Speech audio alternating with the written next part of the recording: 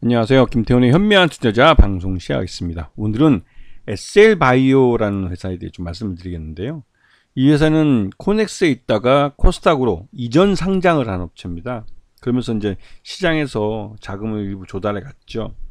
그래도 전체적으로 들어가는 이 투자비가 굉장히 많기 때문에 그 상장 이후로, 이전 상장 이후로 6개월이 지나서 이제 다시 또 슬슬 유상증자를 준비하는 그런 느낌이기도 합니다.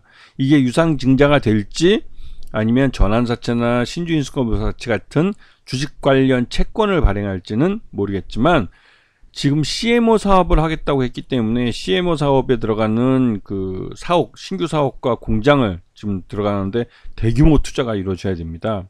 그래서 그런 부분 때문에도 추가적인 자금을 모집할 가능성이 높은 상황이죠.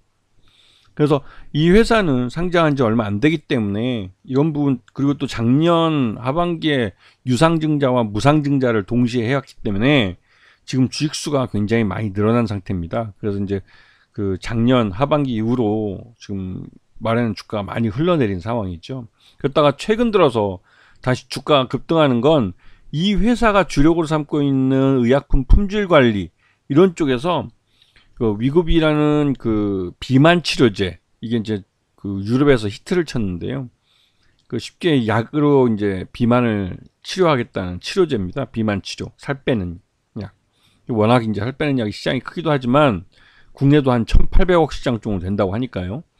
근데 이쪽에 들어가는 위고비라는 그 약의 품질 관리를 해주는 이 서비스를 이 업체가 독점을 한다고 발표가 되면서 그러면 이제 위고비가 이제 차지하는, 시장 내에 차지하는 위상이 굉장히 되기 때문에 어느 정도 SLS 바이오의 실적 개선 가능성이 높다는 말들이 시장에 회자되면서 주가가 급등하고 있습니다. 그래서 이 업체는 그 이름에 뭐 SLS 바이오라고 해서 바이오가 들어가지만 이 업체는 바이오 관련된 서비스를 해주는 업체입니다. 즉 신약을 만드는 업체가 아니라 기존 제약사가 만든 그 제약의 품질 관리를 한다든가 아니면 어떤 검사 행위를 한다든가 그 승인을 받기 위한 검사 행위죠. 그리고 또 그 진단 시약을 일부 만들기도 했었죠. 그런데 이제 진단 시약 같은 경우는 작년에 실적이 별로 없고 올해도 이제 별로 실적이 없는 것 같더라고요. 그런데 하여튼 이 업체가 주로 하는 건 의약품 품질 관리 쪽인데 이쪽이 국내 시장 점유율 40%의 1위 업체입니다. 근데 이제 의약품 품질 관리 자체가, 시장 자체가 한 180억, 190억 요 정도 사이즈밖에 안 돼요. 그러다 보니 전체적으로 매출은 이 업체가 뭐 많이 가져간다 해도 뭐 민간 업체이기 때문에 한계가 있고, 그러다 보니 이제 성장에는 한계가 있어서 이 성장성을 가져가기 위해서 CMO 사업을 하겠다고 하는 것이고, 근데 CMO 사업은 말 그대로 이거는 삼성바이오로직스 보시면 아시겠지만 공장 규모가 중요합니다. 얼마만큼의 양산 수량, 생산 캐파를 갖고 있고 또 품질 관리를 할 수 있는지, 물론 이 회사가 품질 관리 회사긴 하지만 양산했을 때 품질 관리는 또 다른 문제입니다. 그렇기 때문에 이런 걸 할 수 있는지 이런 것들을 검사 받아야 되는 거죠. 그리고 이제 그러고 나서 이 다국적 제약사나 이런 약을 만드는 제약사로부터 그 제약을 위탁받을 수 있는 겁니다. 그래서 이제 이 업체가 주로 하고 있는 건 앞에 인허가 전략 및 뭐 이런 신약 개발 지원 서비스도 하고 있지만 이쪽은 그렇게 이제 뭐 매출에서 많이 차지하는 비중은 아니에요. 그래서 이 업체는 이제 주로 검사를 쪽을, 품질 관리나 이런 쪽 검사 쪽을 많이 담당하다 보니까 정부 공공기관 이쪽 일을 위탁받아서 하는 경우가 많고, 그러다 보니 제약사들하고 좀 좋은 관계를 가져가고 있죠. 그리고 그 대학교나 대학 연구소, 그다음에 좀 대학 그 종합병원들 이런 쪽하고도 좋은 관계를 가져가고 있습니다. 지난 1분기 실적 기준으로 봤을 때 전체 매출액의 81.39%가 의약품 품질 관리 쪽에서 나왔죠. 그러다 보니 이게 이제 가장 큰 매출액이 되고 있고, 그 외에 신약 개발 지원 사업 쪽에서 매출 한 3억 8천 정도로 발생했고, 체외 진단은 요번에 아예 하질 않고 있습니다. 그래서 이제 이 회사의 사업은 의약품 품질 관리와 신약 개발 지원, 즉 둘 다 이제 서비스 쪽이죠. 바이오 서비스 사업을 주로 하고 있고, 이쪽에서 대부분의 매출이 발생합니다. 그리고 이제 신규 사업, 이제 매출액이 100억 정도에 정체되어 있기 때문에 100억을 쉽게 못 넘어요. 이걸 뛰어넘겠다고 유전자 치료제와 첨단 바이오 의약품 CMO 사업을 진출하겠다고 그러는데, 이 CMO는 앞에서 말씀드렸지만 대규모 생산, 양산 설비를 갖고 있어야 됩니다. 그러면 대규모 투자를 해야죠. 하지만 이 업체는 대규모 투자를 할 돈이 없습니다. SLS 바이오가 지금 갖고 있는 현금이 그렇게 많지는 않아요. 자,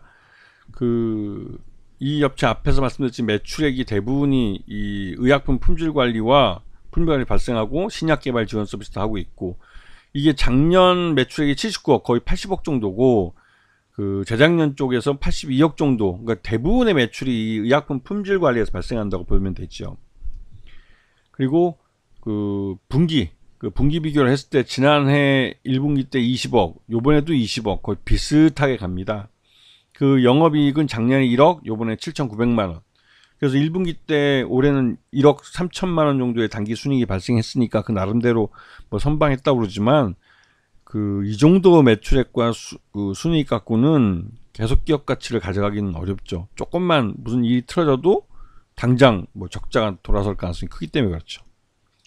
자, 요약 재무제표를 보시게 되면 지금 1분기, 그러니까 2024년 1분기 말 기준으로 봤을 때 유동자산이 114억 정도 됩니다. 그리고 유동부채가 지금 부채 총계가 43억 정도 되죠. 그래서 지금 실질적으로 이 CMO를 건설하는데 대규모 자금을 들어가기에는 좀 빠듯한 그런 모습을 보이고 있습니다. 그렇기 때문에 추가적인 외부 자금 수요를, 그러니까 자금 투자 유치를 필요로 하고 있는 상태죠. 그리고 특수관계인들 봤을 때 지분이 38.92%이기 때문에 추가적인 자금 조달을 하는데 주식으로 뭐 주식 연기증권을 팔아도 되고, 아니면 아예 그냥 신주를 발행해도 괜찮을 것 같고, 왜냐면 그렇게 해도 30% 정도 지분을 유지할 수 있을 가능성이 크기 때문에 그렇습니다. 자, 지금 SLS 바이오가 주가가 막 급등하고 있는 이유는 이 노보노디스크라는 비만 치료제 위고비를 만든 업체가 품질 검사에 대해서 독점 계약을 SLS 바이오랑 맺었다는 것 때문에 그렇습니다. 그래서 이제 위고비 판매량이 늘어나면 검사비가 증가하고 그에 따라서 실적이 개선될 가능성이 큰 거죠.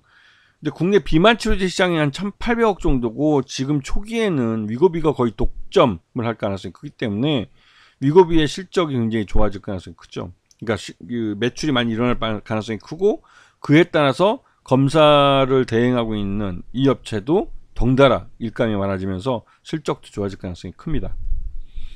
그래서 이제 SLS 바이오 같은 경우는 이제 작년 하반기 때 이제 유상증자와 무상증자를 동시에 했고, 그 무상증자 직후에 주가가 좀 많이 폭락을 했습니다.